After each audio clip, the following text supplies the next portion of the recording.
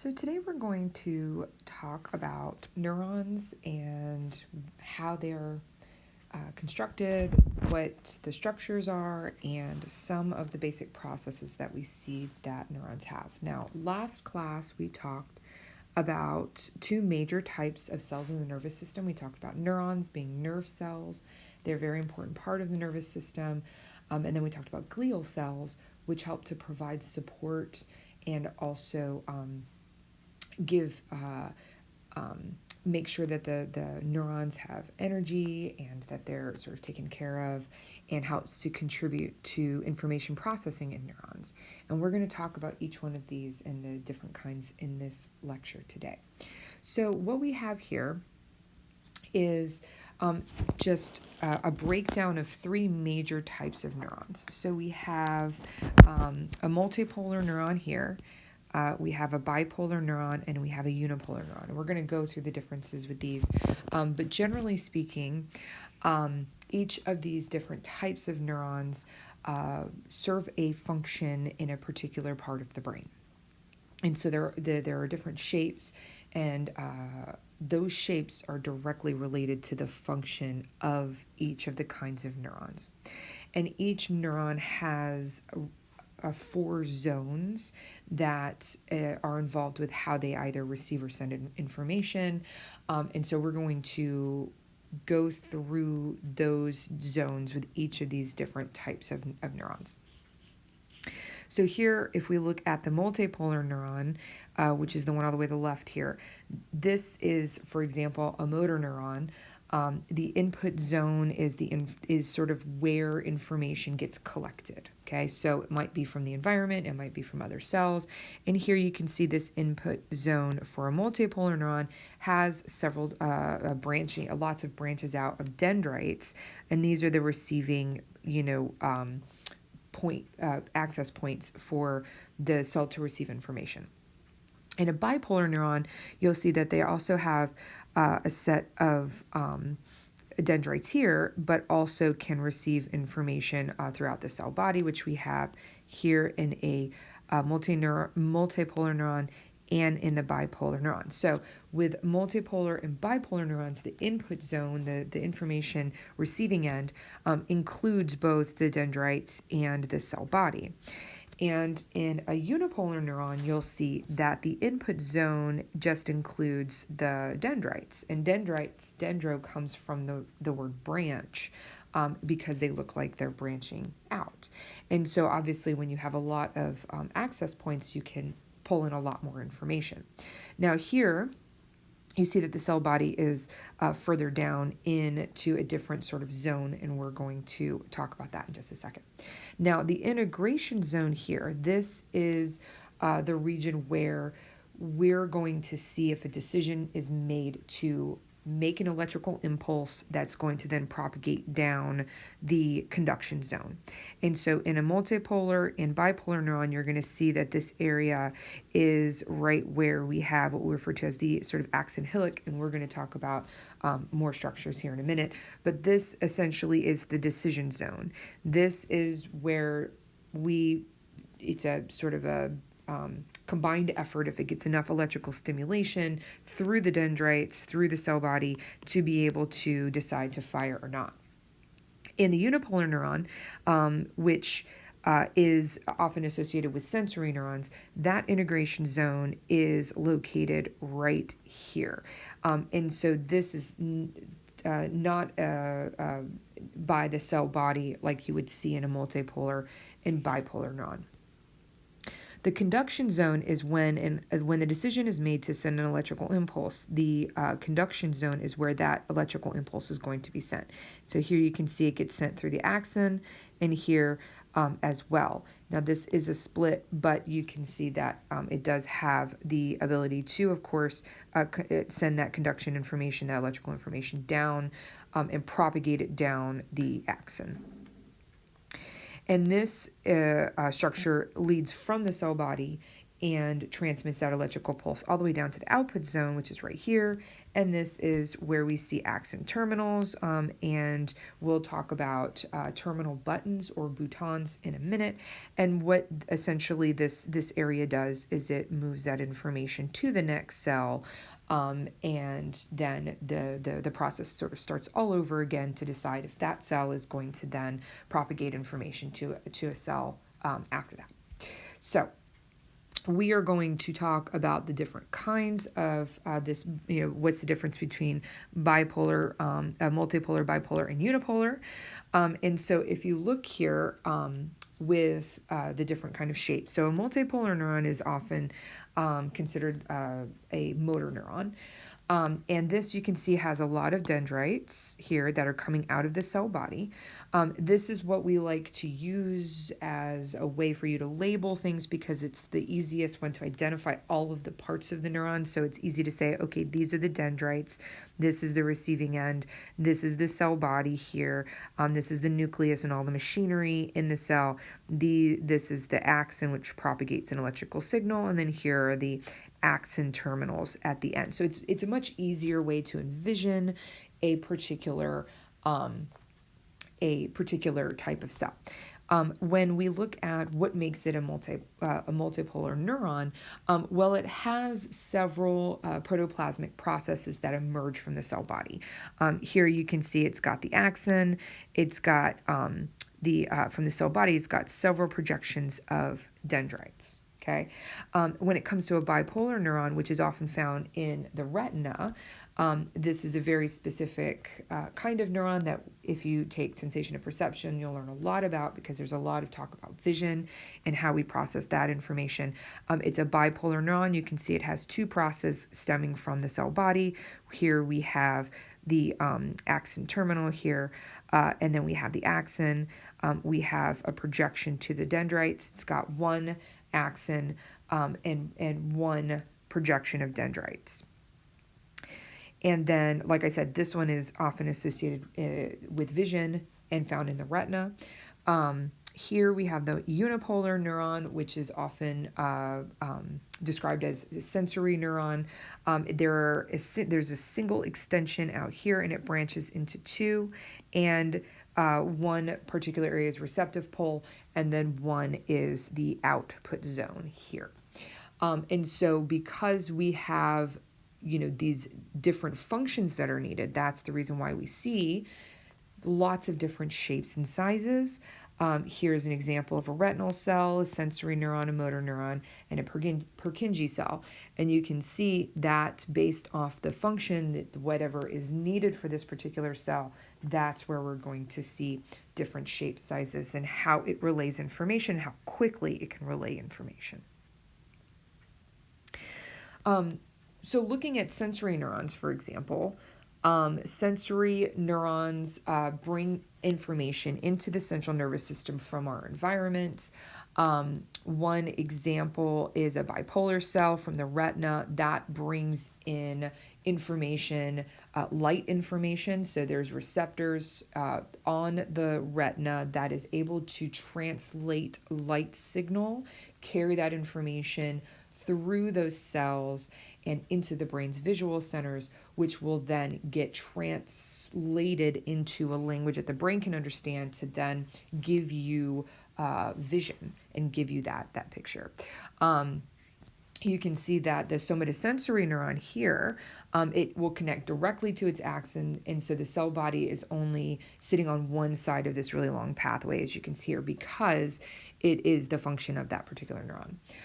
With interneurons, we can see that that's going to associate the sensory and motor activity within the central nervous system. You can see that this particular cell is very small. It's got a lot of dendrites that extend around the body. You can see the pyramidal cell here shaped kind of like a pyramid. It's kind of easier to pick those out. It has two sets of dendrites. The Purkinje cell here has this tail that sort of looks like a fan, right? And that is going to be found in the cerebellum. And again, being able to process information within the central nervous system that allows us to move and allows us to be able to experience the environment around us. Now, with a motor neuron, you can see here, and this is sort of what we see as more traditional shaped neuron, that's going to send signals from the brain and spinal cord to the muscles to allow us to physically move. They reside in the lower brainstem, they reside in the spinal cord, and I'll often talk about afferent and efferent in terms of outgoing versus incoming information. So efferent means outgoing, and that is what is associated with these motor neurons. So we tend to see all that efferent or outgoing neural information passing through these particular neurons in order to reach the muscles to know what is going to what the muscles and the body's going to do in relation to that information. And again, if you look at different species, you're going to see even more variety of shapes and sizes of neurons. So for example, here we have a pigeon's tectum ganglion cell, in a locust, a really interesting looking motor neuron, and these are all shapes and sizes. These are actually drawn to scale. So you can see, I mean, how small a locust is and compared to a pigeon, for example. And you can see just how extensive some of these cells are. This is a pyramidal neuron in the cortex of a monkey. Here we can see this is a retinal ganglion cell. Just really interesting different shapes and sizes. The brainstem neuron in a turtle looks very interesting. And here in a zebrafish, this is a cell that's in the reticular formation, which is important for sleep, which we'll talk about later in the course. So let's now kind of dive a little bit deeper into the structure of a neuron. So one particular really important area of a neuron is the axon hillock. And so this is the point at which the cell body meets the axon, okay?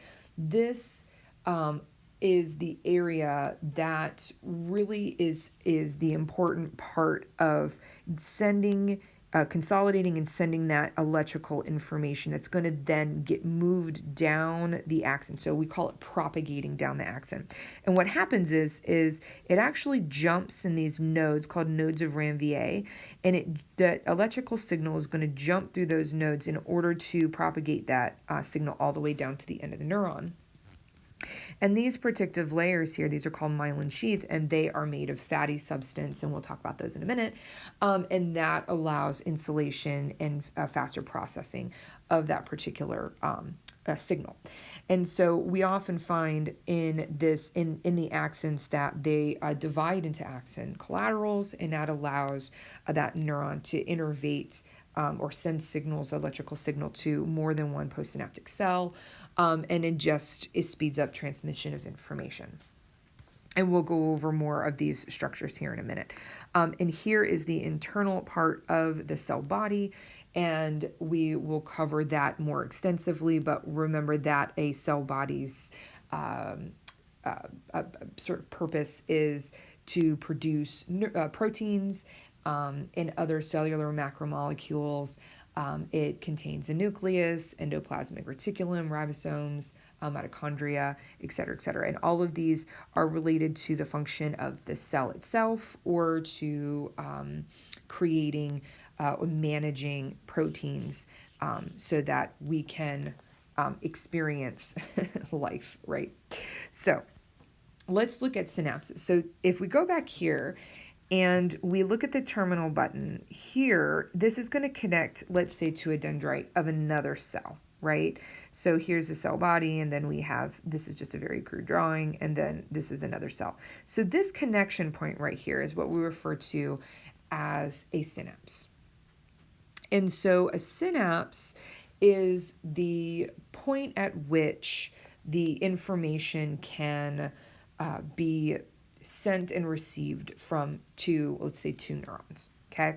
So the cell body and the dendrites can both receive information. So if we look at here, this is a cell body, right? So the cell body can connect to other neurons, and the dendrites as well. So these are sort of the receiving points. And we'll talk more about sending and receiving information in a bit, but let's just look at just the structures. Okay. Now, the dendrites, so if we blow this picture up, so we can have these connection points that are these synapses that are on the cell body. We can also have connection points on the dendrites. And if you notice here, there's like little bumps here, and we're going to go into those in just a second. But the dendrites, they have sort of arboration patterns, branching patterns that facilitates contact. So the more surface area that the cell has, right, the more connections they can have. And so because we see, okay, there's a connection here on the cell body, and you can connect to the dendrites, we can actually grow these little things called dendritic spines. And those dendritic spines' purpose is to increase the surface area of the cell to allow for more connections, right? And so when we learn, when we're in a very stimulating environment, we can grow more of these, and we can actually see this process happen to serve to have more connections and to increase our ability to do more things. Now, information that gets passed, let's say from this particular cell to this particular cell, okay, we will look at, if we were to blow this synapse up, right, so we have, this is the presynaptic neuron, which is the terminal button or bouton here, and then we have the split, in this case the cell body, that's the postsynaptic side. This is postsynaptic side, and this is presynaptic side. So this is actually sending information that goes to this cell. So when I say presynaptic neuron, in this case, I would be referring to this side here, right here, and then the postsynaptic neuron, I would be referring to this guy right here because he's receiving information. And if we go a little bit deeper into these dendritic spines, you can see that they actually do project off. These are dendrites right here. This is a dendrite, okay? They actually do project off, and the bigger and more that you have, the more connection possibilities you have. It's really important for learning. It's important for neuroplasticity. If there's damage to a part of the brain, you want to see these these dendritic spines actually grow. And here is actually the process. You can see as it's sort of growing out and getting a larger surface area here. And then this can create another connection point. And in this one right here, so this right here is a cultured rat hippocampal neuron. And so what happened is that this particular rat went through an experimental process, and then they essentially they humanely put the rat down and then took the brain and sliced it. And in this particular part, they sliced the hippocampus structure of the brain. And then in this particular slice, you can see this neuron, and you can see by staining with immunofluorescent methods, you can actually see the different colors. And all the little green spots that you see in this picture, these are presynaptic terminals, and they're able to make contacts with the spines that are located on these dendrites. And so here you can see the dendrites here, and then all the little green spots are connection points that can make with other neurons.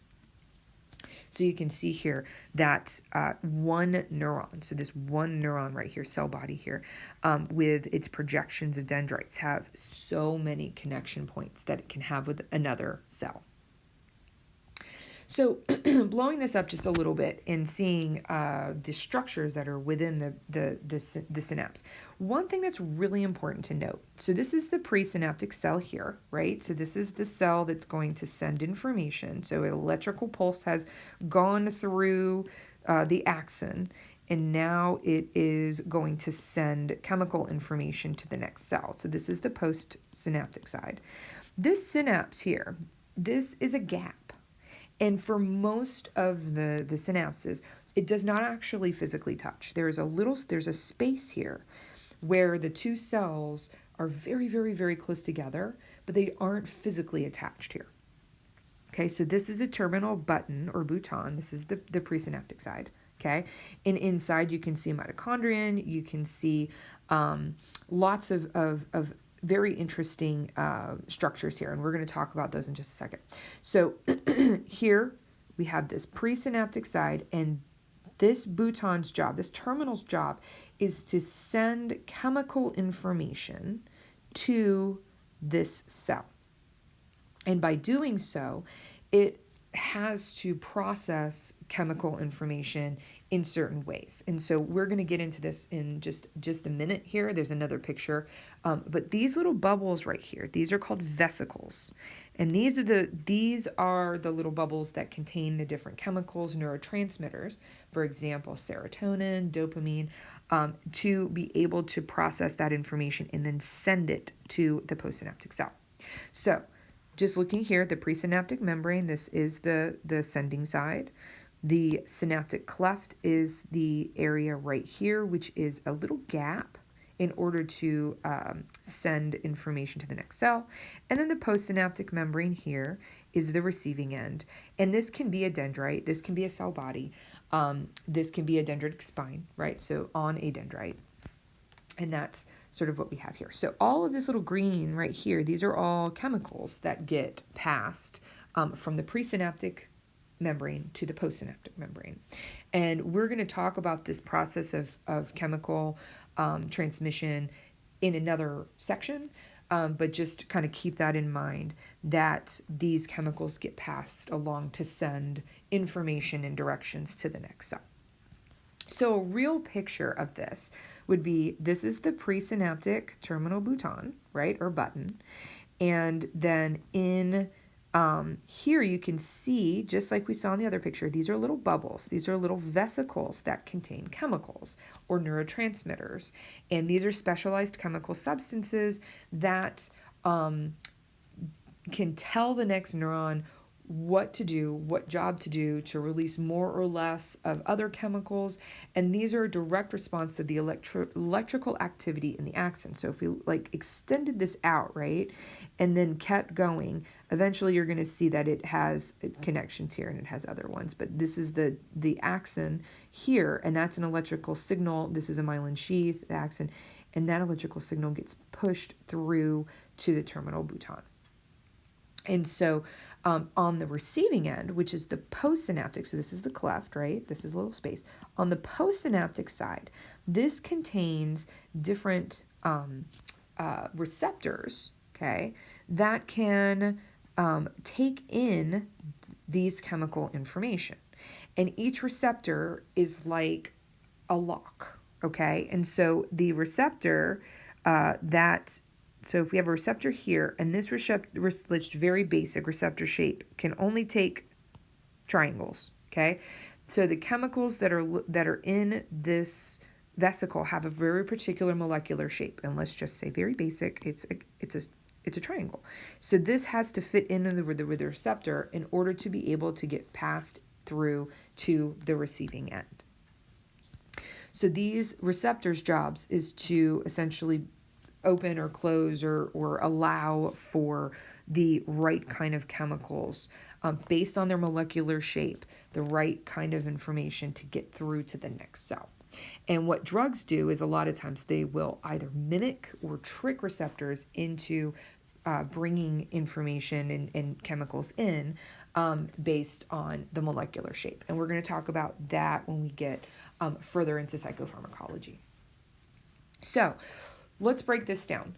When we look at behaviors, right? So behaviors are often caused by or produced by hundreds or thousands of neuronal activity, okay? So it's not as simple as saying, oh, these just few neurons are activated and then that produces a behavior. This is a very, very big, complex network. We often know, we also know that neurons can constantly change their shape. They can grow, they can shrink, they can project out to other neurons. If you don't, there's a saying, if you don't use it, you lose it. And you can shrink dendritic spines. You can grow dendritic spines if you're in a if you're in an environment that is enriching. You can grow more dendritic spines. And most of the neurons that you have, once your brain is matured off, and you after birth, and you have your neurons have generated, populated, and are where they are, most of the neurons are there and are not replaced. So we have this process of neurogenesis.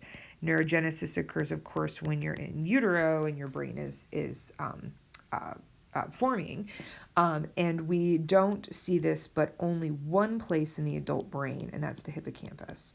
And so as of right now, we don't believe that you can actually create new neurons in the brain as in an adult brain. What you can do is you can grow new axon collaterals and you can grow dendritic spines. And so they're not new neurons, but essentially it is enhancing connections and changing connections for the cells to be able to communicate. So I'm going to pause here, and then I'm going to pick up with another set of slides, continuing on, and we're going to pick up right here and talk about more of the internal structures of the cells. So go ahead and go to the next video.